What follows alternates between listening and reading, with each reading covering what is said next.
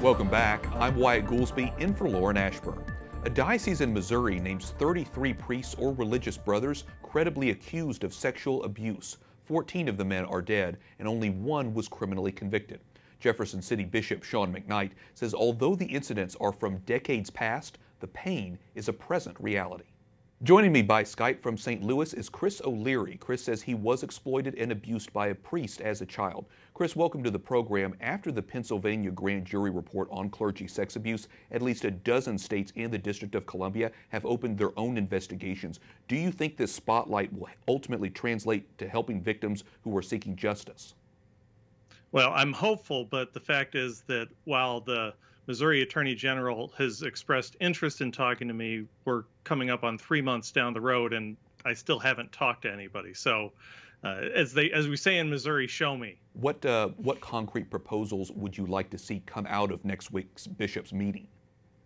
Well, it's not complicated. There was a J.D. Flynn piece that ran today talking about, how bishops sincerely don't know what Catholics expect or how to meet their expectations, and it's really simple.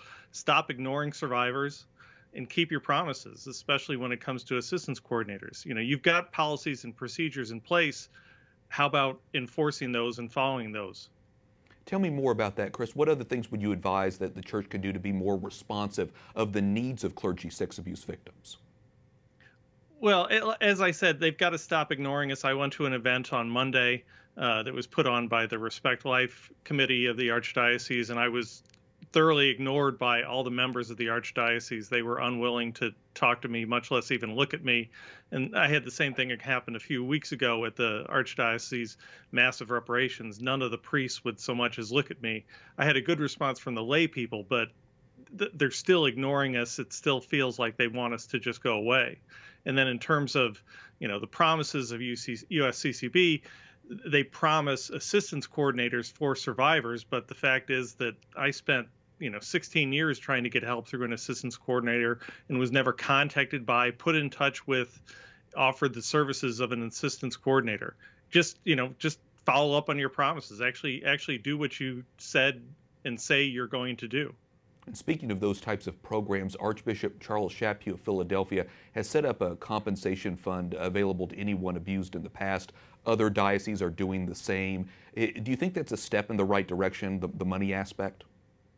I think so, because this isn't about my wanting to build a lake house and get a cigarette boat. This is about paying for medication, paying for therapy, paying for food, very, very basic things. And the fact is that abuse affects very many people's ability to make money, and we have financial problems, and programs like that, that are in New York, that are now in Philadelphia, those can help people. And I very much would like to see something similar in St. Louis. And at the moment, I'm not seeing anything coming down the pipe in St. Louis or even close to that. If you could deliver a message to Pope Francis and talk to him, what would you tell him? I would tell him that the church talks a good game, but the follow-up is lacking in the extreme. The policies and procedures sound great, they look great, but the implementation in St. Louis and from what I'm hearing in other parts of the country is uneven at best, if not almost completely lacking. Show me. Sure, I understand. Well, Chris O'Leary coming to us from St. Louis, thank you so much for sharing your insights with us. Thank you.